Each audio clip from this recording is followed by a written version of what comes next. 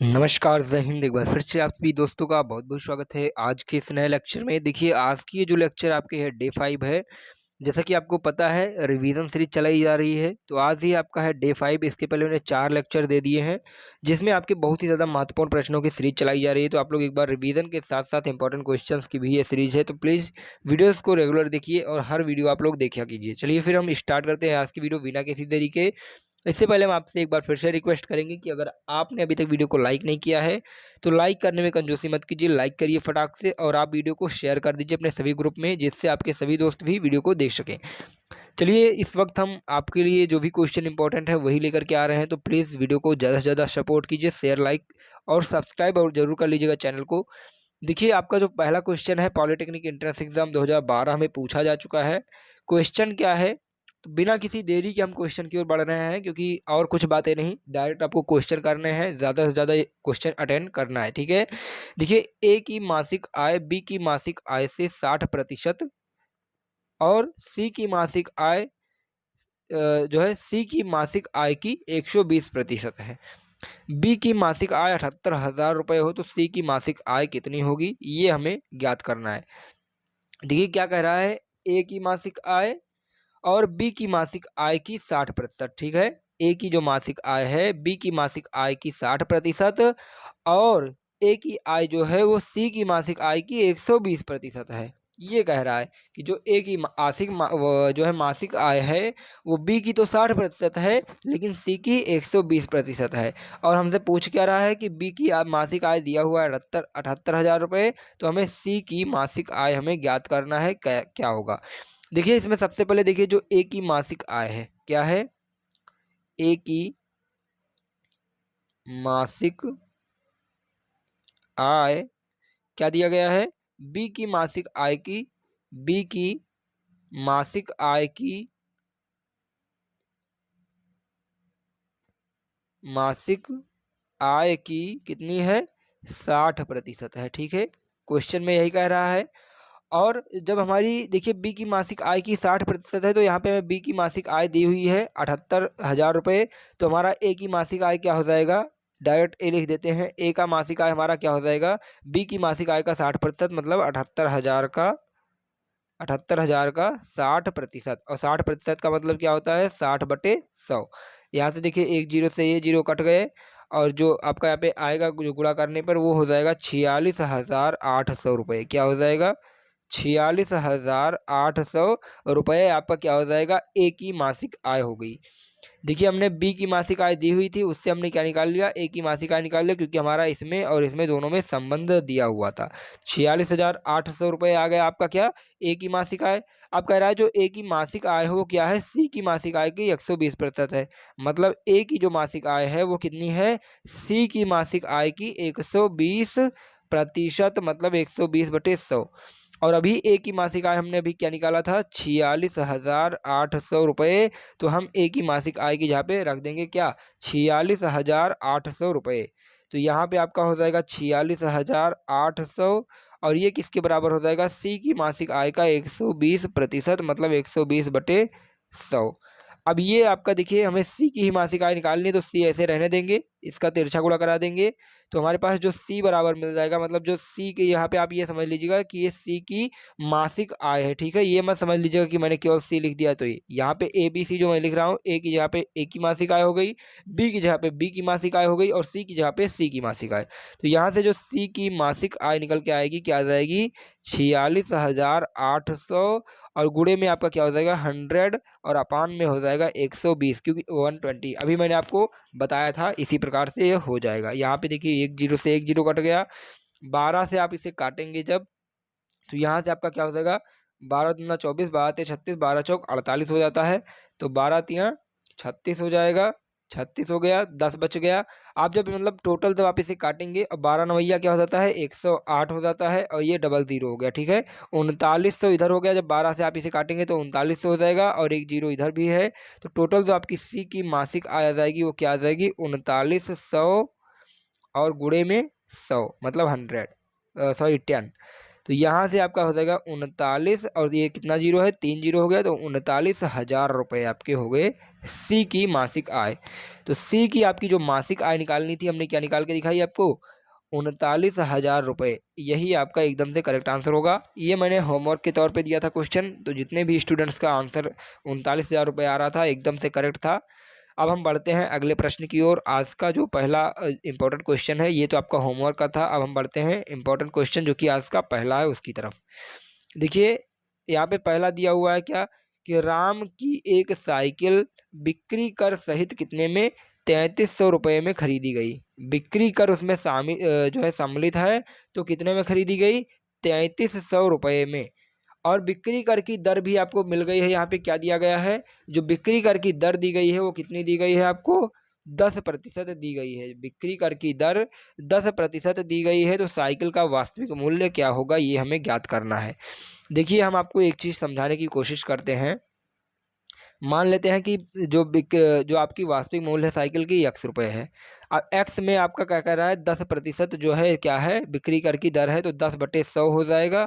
ठीक है, ये आपका क्या हो जाएगा, बिक्री कर की दर मतलब जितना रुपया हमें कर लगाने के बाद मिला वो हो गया। अब इसमें हम जब यक्स जोड़ेंगे तो हमारा क्या हो जाएगा, बिक्री कर सहित हो जाएगा, और ये आपके किसके बराबर है, 3300 के बराबर है। आप बात समझिएगा, कह रहा है कि अगर x रुपये वास्तविक मूल्य हम मान लेते हैं, तो जब x में हम बिक्री कर भी जोड़ देंगे तभी हमारा 3300 रुपये आ रहा है, क्योंकि उसमें कर जो हम लगा रहे हैं 10% का, उसे जोड़ने के बावजूद आपका 3300 रुपये आ रहा है। तो हम क्या करते हैं, ऐसे कर देते हैं। अब इसे हम सॉल्व कर सकते हैं। तो यहाँ पे आपका क्या हो जाएगा, 10x हो जाएगा। ये क्या हो जाएगा आपका 10x, और प्लस में आपका क्या हो जाएगा, सॉरी यहाँ पे देखिएगा, हाँ यहाँ पे क्या हो जाएगा, तो ये आपको यहाँ पे देखने को मिलेगा ऐसे कुछ। अब इसको हम जब सॉल्व करेंगे स्टूडेंट्स, तो क्या मिलेगा, देखिए यहाँ पे आपका नीचे तो 100 हो जाएगा, ऊपर क्या हो जाएगा 10x हो जाएगा, और प्लस में ऊपर आपका क्या मिल जाएगा 100x। ठीक है, और ये बराबर किसके हो जाएगा, 3300 के। अब इसको भी हम गुणा कर लेते हैं, तिरछा गुणा, और यहाँ पे आपका ये जो हो जाएगा 100 और 10 क्या हो जाएगा, 110 हो जाएगा। 110x बराबर आपका क्या हो जाएगा 3300, और गुणे में आपका यहाँ पे आ जाएगा। हमें निकालना क्या है, वास्तविक मूल्य यक्स निकालना है। तो यक्स बराबर हमारा क्या हो जाएगा 3300, गुणे में आपका यहाँ पे फिर आ गया 100, और बटे में 110। यहाँ से ये जीरो कट गया, 11 से काटेंगे तो 11 तिया 33 हो जाता है, 300 हो गया। तो 300 गुणे में 10 आ गया, क्या आ गया 300 गुणे 10 बराबर में आपका क्या हो जाएगा 3000। वास्तविक मूल्य हमें साइकिल का क्या निकल के आ गया, वास्तविक मूल्य हमारा मिल गया कितना, 3000 रुपये। और यही आपका एकदम से करेक्ट आंसर हो जाएगा। तो ये मैंने आपको बता दिया कैसे लगा सकते हैं। अगर आप इसे थोड़ा एक्स ना मानना चाहें, आप डायरेक्ट लगाना चाहें वास्तविक मूल्य का, तो आप कैसे लगाएंगे वो भी देख लीजिए। तो जो 3300 दिया हुआ है, तो आप क्या करेंगे 3300, और कितना बिक्री कर की दर कितनी है 110, 10% है, तो नीचे हम इसका क्या कर देंगे 110, मतलब 100 प्लस 10 कर देंगे और गुणे में 100 कर देंगे। ठीक है, ये हमारा क्यों कर दिया 100, क्योंकि हमें रुपए जो है प्रतिशत हटाना है। ठीक है, इसलिए तो यहाँ पे आपका ऐसे काट सकते हैं, डायरेक्ट आप लिख सकते हैं। ठीक है, क्या लिख देंगे, जो आपका बिक्री कर सहित मूल्य लिखा है और बटे में जितना दर दिया हुआ है, तो उसको हम क्या करेंगे 100 में जोड़ देंगे, और यहाँ पे टोटल गुणा कर देंगे 100 का, बस हमारा आंसर आ जाएगा। तो यहाँ से आपको जो वास्तविक मूल्य साइकिल की मिल गई, वो क्या मिल गई 3000 रुपये मिल गई है, एकदम से करेक्ट आंसर है। आप कभी कभी क्या करेंगे, जब आप क्वेश्चन देखेंगे कि आपका क्वेश्चन ऑप्शन से ही लग रहा है, तो आप ऑप्शन से ही डायरेक्ट लगा सकते हैं। जैसे कि आप यहाँ पे देखिए, कह रहा है क्या कह रहा है 10% ही चाहिए बिक्री कर की दर। तो अगर हम इन चारों ऑप्शन में से किसी का भी निकालेंगे दर, तो 10% अगर हम किसी का निकालें, अगर इसका 10% निकालेंगे तो हमारा क्या आ जाएगा 363 रुपये आएगा। इसका निकालेंगे तो 297 आएगा। इसका निकालेंगे तो 329 आएगा। लेकिन अगर हम इसका 10% निकाल लें, तो हमारा क्या आ रहा है, क्या आ रहा है यहाँ पे 300 रुपये आ रहा है। और 300 रुपये अगर हम इसी में जोड़ दें, 300 रुपये अगर हम इसी में जोड़ दें, तो हमारा क्या आ जाएगा 3300 रुपये आ जाएगा। तो आप डायरेक्ट इसे लगा सकते हैं कि हाँ, आपका सी वाला ऑप्शन एकदम से करेक्ट आ रहा है इसके लिए। तो इसलिए आपका इसे ऑप्शन से भी आप कभी कभी क्वेश्चन को सॉल्व कर सकते हैं, क्योंकि आपको एग्जाम में एकदम से चालाकी से एग्जाम देना है। तो अगर आपको ऑप्शन से ही डायरेक्ट आपका क्वेश्चन लग रहा है, तो आप ऑप्शन से ही लगा सकते हैं। चलिए हम बढ़ते हैं अगले क्वेश्चन की तरफ, देखते हैं क्या है। देखिए पॉलिटेक्निक एंट्रेंस एग्जाम 2012 में ये प्रश्न पूछा जा चुका है। देखिए आप लोग सबसे पहले तो वीडियो को लाइक कीजिए और जो भी क्वेश्चन मैं आपको बता रहा हूँ आप आंसर कमेंट में बता देते चलिए, ठीक है। आपको अगर क्वेश्चन आ रहा है तो प्लीज़ आप इसका आंसर कमेंट अवश्य करते रहिएगा, ठीक है। अगर आपको वीडियो अच्छी लग रही है तो लाइक कीजिए, और अभी अभी अगर आपने शेयर नहीं किया अपने दोस्तों के पास में वीडियो को तो शेयर कर दीजिए। उनके साथ में आपको थोड़ा उनको भी शेयर करना चाहिए, क्योंकि एग्जाम आ गया है तो आप उनको भी उनकी हेल्प करनी चाहिए, ठीक है। चलिए यहाँ पे देखिए अगला क्वेश्चन क्या दे रहा है आपका। पॉलिटेक्निक एंट्रेंस एग्जाम 2012 में पूछा जा चुका है। कह रहा है यदि व्यापार कर की दर 5% घटती है तो एक वस्तु का विक्रय मूल्य 250 रुपये कम हो जाता है, वस्तु का सूची मूल्य क्या होगा। देखिए क्या कह रहा है कि अगर 5% दर घट जा रही है तो वस्तु का जो विक्रय मूल्य है, जो हम बेचते हैं वस्तु, उसमें 250 रुपये कम हो जाता है। तो हम कैसे निकालेंगे कि इसका जो सूची मूल्य है कैसे क्या हो जाएगा। अब आप यहाँ से भी ऑप्शन से ही इस क्वेश्चन को सॉल्व कर सकते हैं। कैसे सॉल्व कर सकते हैं देखिएगा, मैंने आपको बताया था कि जो यहाँ पे देखिए 5% निकालने को बता रहा है कि अगर हम 5% घटा दें तो विक्रय मूल्य कितना कम हो जाएगा, 250 रुपये कम हो जा रहा है। मैंने आपको ऑप्शन से ही बताया था कि आप लगा सकते हैं। अब देखिए अगर हम इनमें से चारों में से 5% सबका निकालना शुरू कर दें तो देखिए अगर हम इसका 5% निकालेंगे तो क्या हो जाएगा, यहाँ पे ये 2 जीरो कट जाएगा बटे 100 करने पर, 5 दूनी 10 मतलब 100 रुपये आएगा। इसका अगर हम निकालें तो 25 का गुणा 5 से हो जाएगा, इसका भी नहीं आ जाएगा। इसका अगर हम 5 से निकालें तो क्या मिलेगा हमें, यहाँ पे देखिए 5 या 15 मतलब 150 रुपये मिलेगा खाली। लेकिन अगर हम 5000 का निकालें 5%, 5000 का 5% निकालें तो हमें क्या मिलेगा, 250 रुपये मिल रहा है, 250 रुपये मिल रहा है। और ये 5% क्या हो रहा है, कम हो रहा है। मतलब जो हमें यहाँ पे मूल्य दी गई है इसमें से 5% कम हो रहा है। तो 5% कम हो रहा है मतलब कितना, 250 रुपये कम हो रहा है, जो कि यहाँ पे क्वेश्चन में सेम वही दिया गया है। तो आप डायरेक्ट इसे लगा सकते हैं कि वस्तु का सूची मूल्य 5000 ही होगा, तभी तो इसमें से 250 घट रहा है जब हम 5% निकाल रहे हैं, ठीक है।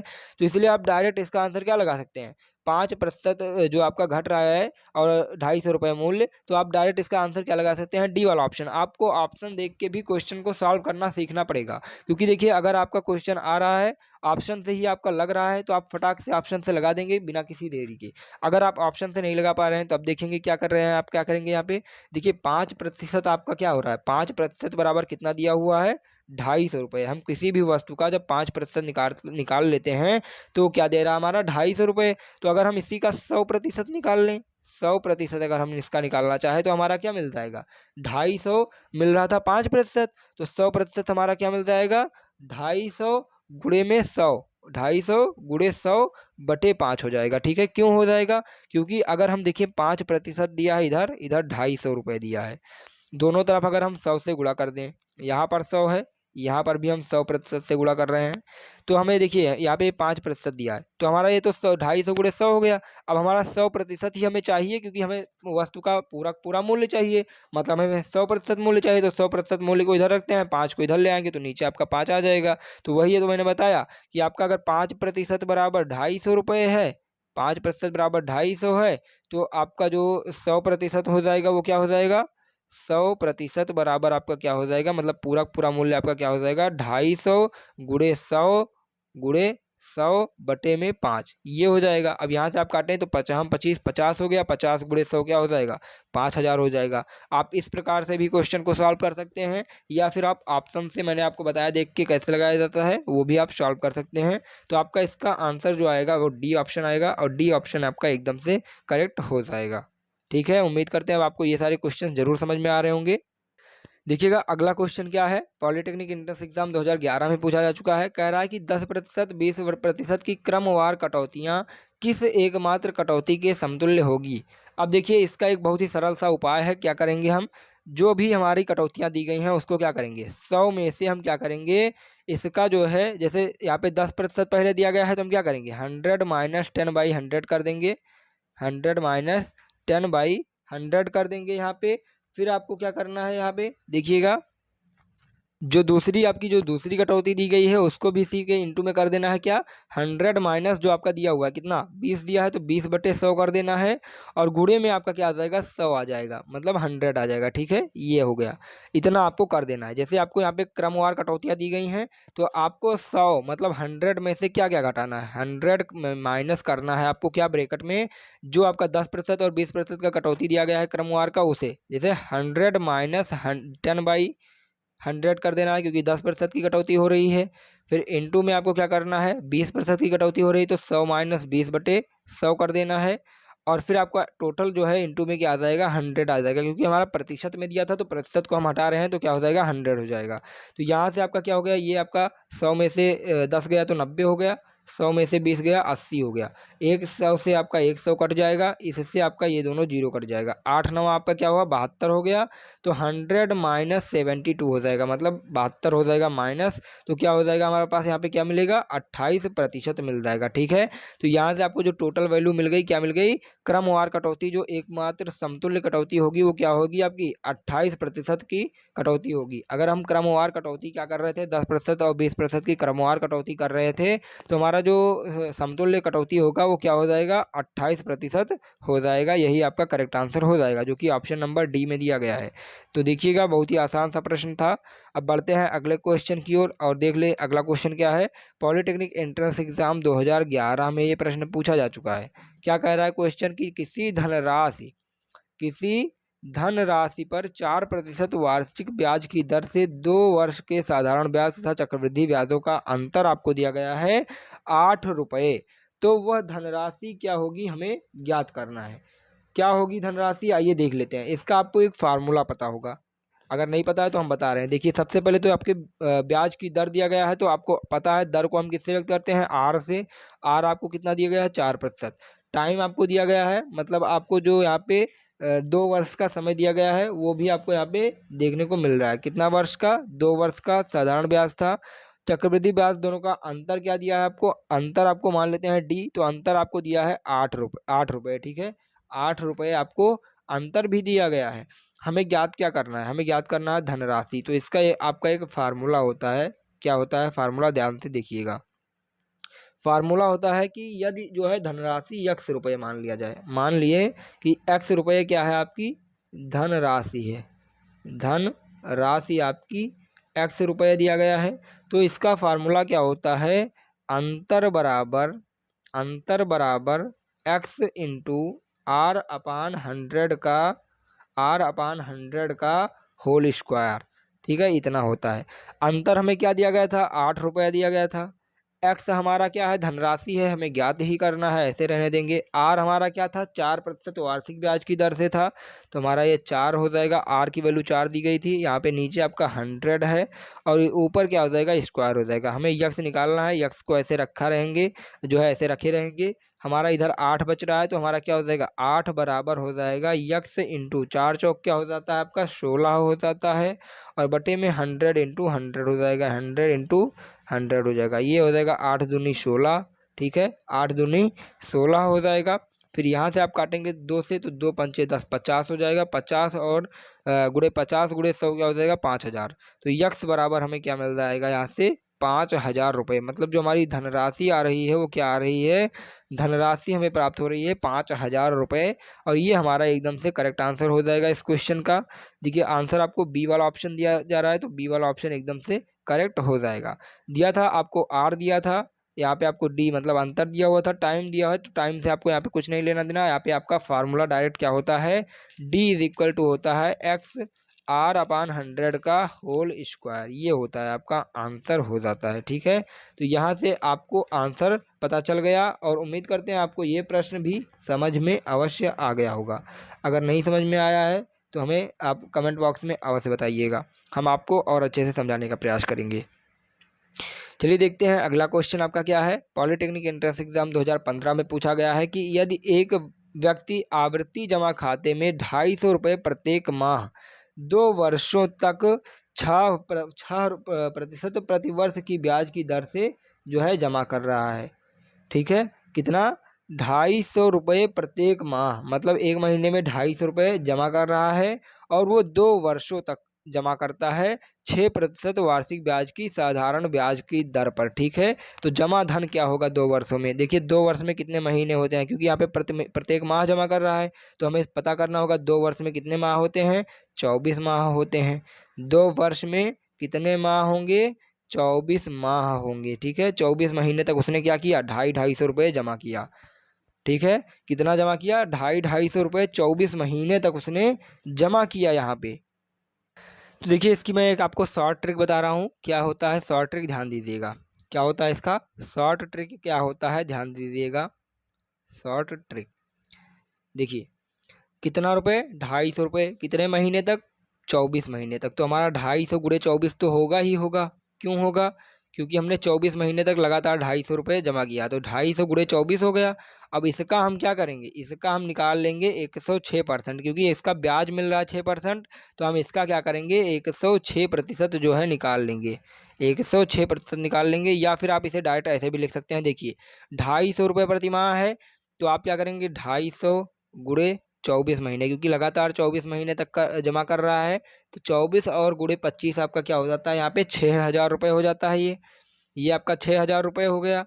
अब कह रहा है कि 6% को उसको उसको क्या है, 6% की ब्याज भी मिल रही है लगातार, हर महीने उसको क्या कर रहा है कि 6% का ब्याज भी उसको वो प्राप्त कर रहा है। तो हम क्या करते हैं, इसका 6% जो है इसको क्या करते हैं, इसको ब्याज निकाल के इसमें जोड़ देंगे, क्योंकि हमें टोटल निकालनी है वैल्यू। या फिर हम क्या करें, इसको अलग अलग सॉल्व करें, इसका पहले 6% निकालें, जितना आएगा उसको हम 6,000 में जोड़ दें। या फिर इसका हम डायरेक्ट क्या करें, 6,000 और गुणे में 6% था तो 106/100 निकाल लें, तो ये आपका डायरेक्ट लग जाएगा। या फिर आप अगर इसे अलग अलग निकालना चाहें तो इसका 6% निकालेंगे, और जो भी आपका 6% आएगा उसे फिर से 6,000 में जोड़ देंगे। इससे दो प्रकार से हम ऐसे लगा सकते हैं। तो जब आप इसे काटेंगे तो टोटल जो आपको यहाँ पे वैल्यू मिलेगी वो क्या, नंबर सी आपका आ गया राइट आंसर, 6360 रुपये। तो 6360 रुपये इस क्वेश्चन का राइट आंसर हो जाएगा। बढ़ते हैं अगले प्रश्न की ओर, देख लिया जाए। अगला प्रश्न देखिए क्या कह रहा है, 2 का स्क्वायर, 4 का स्क्वायर, 6 का स्क्वायर, 8 का स्क्वायर, 10 का स्क्वायर, 12 का स्क्वायर, लगातार 6 सम संख्याओं के वर्गों का औसत क्या होगा। पॉलिटेक्निक एंट्रेंस एग्जाम 2014 में क्वेश्चन पूछा जा चुका है। देखिए अगर कभी भी आपसे क्वेश्चन पूछ ले लगातार n सम संख्याओं के वर्गों का औसत, तो इसका आपको फार्मूला लगाना होगा क्या, 2n+1 इंटू में क्या हो जाता है, 2n+1, और इंटू में आपका हो जाता है यहाँ पे 2n+1, इंटू में क्या हो जाता है, 2n+1 हो जाता है, 2n+1 हो जाता है। और यहाँ पे देखिएगा क्या क्या आपको मिल रहा है, 2n+1 हो गया, और अपान में आपका क्या हो जाएगा, यहाँ पे 3 हो जाएगा, पूरे का अपान क्या हो जाएगा, 3 हो जाएगा। तो यहाँ पे आपको n की वैल्यू 6 दी गई है, आपको ये नहीं देखना है, क्योंकि लगातार कह रहा है यहाँ पे, अर्थात क्या कह रहा है, लगातार 6 सम संख्याओं का औसत। अगर आपसे यहाँ पे ये न दे होता तो आप क्या करते हैं, इसको गिन लेते कि कितनी बार है, 1 2 3 4 5 6 बार दिया है, तो मतलब n की संख्या क्या है, 6 दिया गया है। तो हम क्या करते हैं, ऑप्शन में रख देते हैं, जो आपका फार्मूला होता है उसमें रख देते हैं। तो 2 हो गया, n+1, n की वैल्यू 6 है तो 6+1 हो जाएगा, इंटू में 2n+1 मतलब 2 इंटू n की वैल्यू 6+1, और अपान में क्या हो जाएगा आपका 3 हो जाएगा। तो 2 इंटू 6+1 7 हो जाएगा, 2 इंटू 6 हो जाएगा 12 +1 13 हो जाएगा, मतलब 2 इंटू 7 इंटू 13 अपॉन में क्या हो जाएगा, 3 हो जाएगा। ये आपको मिल गया। अब जब आप इसे सॉल्व करेंगे, इसका आपको गुणा करना है, क्या मिल जाएगा, 7 गुणे 2 गुणे 13 बटे में क्या दिया गया है आपको, 13/3 दिया गया है। ठीक है, इसको आपको सॉल्व करना है। तो जब आप इसका गुणा कराएंगे तो मिल जाएगा आपको 182/3, क्या मिल जाएगा, 182/3। और जब आप इसे काटेंगे तो 6 त्रिक 18 हो गया, 18 हो गया। और आप जब इसे काटेंगे तो आपको टोटल जो वैल्यू मिल जाएगी वो क्या मिलेगी, 60.67, क्या मिलेगी, 60.67, मतलब 60.67 आपको इसका आंसर मिल जाएगा। लगातार 6 सम संख्याओं का जो सम संख्याओं के वर्गों का योग जो होता है, औसत जो होता है, सॉरी योग नहीं, औसत जो होता है, उसका फार्मूला होता है 2 इंटू n+1, और इंटू में 2n+1, और अपॉन में 3 हो जाता है। तो ये आपका इस क्वेश्चन का राइट आंसर हो जाएगा क्या, 60.67। ठीक है, यही आपका आंसर हो जाएगा। देखिए आपको मैंने कुछ यहाँ पे इंपॉर्टेंट फार्मूले लगा के दिए हैं, क्योंकि इसमें से आपके एक क्वेश्चन जरूर फंसने हैं, 1-2 क्वेश्चन आपका आएगा ही आएगा। तो एक बार फिर से आप लोग ये सारे के सारे जो भी है मैं आपको यहाँ पे दे रहा हूँ, स्क्रीनशॉट ले लीजिए, ये फार्मूले याद कर लीजिए, सेम इसी फार्मूले पे आपका क्वेश्चन आ जाएगा, ये मैं कन्फर्म बता रहा हूँ। देख लीजिए, यहाँ पे देख लीजिएगा, आप लोग इसका स्क्रीनशॉट ले सकते हैं। देखिए यहाँ पे ये भी कुछ क्वेश्चन दिए गए हैं, जो फार्मूले दिए गए हैं, नोट कर लीजिएगा, याद जरूर कर लीजिएगा, क्वेश्चन जरूर आएगा इस पे। देखिए फिर आ गया अगला क्वेश्चन आपका, पॉलिटेक्निक एंट्रेंस एग्जाम 2016 में पूछा जा चुका है। क्या दिया है, यदि x अनुपात y, मतलब x और y का रेशियो दिया गया है 4 और अनुपात 3, तो आपको निकालना है 5x प्लस 8y अनुपात 6x माइनस 7y। देखिए यहाँ पे आपको एक्स वाई का अनुपात दिया है, तो इसका मतलब क्या हुआ, एक्स वाई की वैल्यू दी गई है, क्योंकि एक्स अपान वाई बराबर क्या दिया गया है, 4/3 दिया गया है। मतलब एक्स की वैल्यू 4, वाई की वैल्यू 3। डायरेक्ट आप यहाँ पे लगा सकते हैं। एक्स की वैल्यू 4 रखेंगे, वाई की वैल्यू 3 रखेंगे, तो देखिए 5 इंटू एक्स दिया गया है, तो 5 गुणे 4 हो जाएगा, क्योंकि एक्स की यहाँ पे 4, और प्लस में क्या है आपका 8 गुणे वाई, तो 8 गुणे क्या हो जाएगा, 3 हो जाएगा। वाई की वैल्यू 3 दी गई है। अनुपात आपका क्या हो जाएगा, 6 गुणे 4 हो जाएगा, क्योंकि एक्स की वैल्यू 4 है, और माइनस में 7 गुणे वाई है, तो 7 गुणे वाई की जगह पे 3 हो जाएगा। अब देखिए गुणा करेंगे तो 5 चौका आपका क्या हुआ, 20 हो गया, प्लस 8 त्रिक 24 हो गया, 24 प्लस 20 हो गया। अनुपात में आपका क्या हो जाएगा, 6 चौके 24 हो गया, 24 माइनस 7 त्रिक 21, मतलब 21, 24 में से 21 जाएगा तो 3 आ जाएगा। यहाँ पे आपको क्या मिल गया, 20 प्लस 24 क्या हो जाएगा आपका, 44 हो जाएगा। अनुपात में इधर आपका क्या हो जाएगा, 3 हो जाएगा। मतलब जो आपको मिलेगा क्या मिल जाएगा, 44:3 मिल जाएगा। क्या मिल जाएगा, 44:3, ऑप्शन नंबर डी। तो ऑप्शन नंबर डी इसका करेक्ट हो जाएगा आंसर, जो कि ऑप्शन नंबर डी आपका करेक्ट हो जाएगा। बहुत ही ज़्यादा इंपॉर्टेंट क्वेश्चन है, सारे के सारे ध्यान से पढ़िएगा। चलिए अगले क्वेश्चन की ओर बढ़ते हैं। देखिए अगला क्वेश्चन क्या दिया गया है, दो संख्याओं जिनका अनुपात दिया गया है 3:5, इनमें से प्रत्येक में 8 जोड़ने पर 2:3 का अनुपात हो जाता है, वह संख्याएं क्या होगी, वह संख्याएं क्या होंगी। तो देखिए यहाँ पे दोनों का अनुपात दिया गया है, तो हम मान लेते हैं जो दोनों संख्याएं हैं वो क्या हैं, मान लेते हैं दोनों संख्याएं 3x और 5x हैं। ठीक है, तो 3x अनुपात 5x। चलिए सॉरी यहाँ पे देख लीजिएगा, मान लेते हैं पहली जो है आपकी 3x है और दूसरी आपकी क्या है 5x है। दोनों के अनुपात दिए हैं 3:5, तो इसीलिए मैंने कहा क्या किया, यहाँ पे 3x और 5x दोनों को मान लिया। अब कह रहा है इसमें दोनों में क्या 8-8 जोड़ने पर, मतलब इसमें भी 8 जोड़ दे रहे हैं, इसमें भी 8 जोड़ दे रहे हैं, तो हमारा क्या हो जा रहा है 2:3, मतलब 2/3 हो जा रहा है। ये हमारा क्वेश्चन बन गया। इसे जो भी हमारा क्वेश्चन में कहा गया था प्रश्न के अनुसार बना लिए मैंने। अब इसका हम क्या करेंगे, तिरछा गुणा कराएंगे, तो 3 त्रिक का 9x हो जाएगा। यहाँ पे क्या हो जाएगा, 9x प्लस 8 त्रिक 24 हो जाएगा, बराबर में 5 दूनी 10x और प्लस में 8 दूनी 16 हो जाएगा। मतलब 9x प्लस 24 और बराबर में हो जाएगा 10x प्लस 16।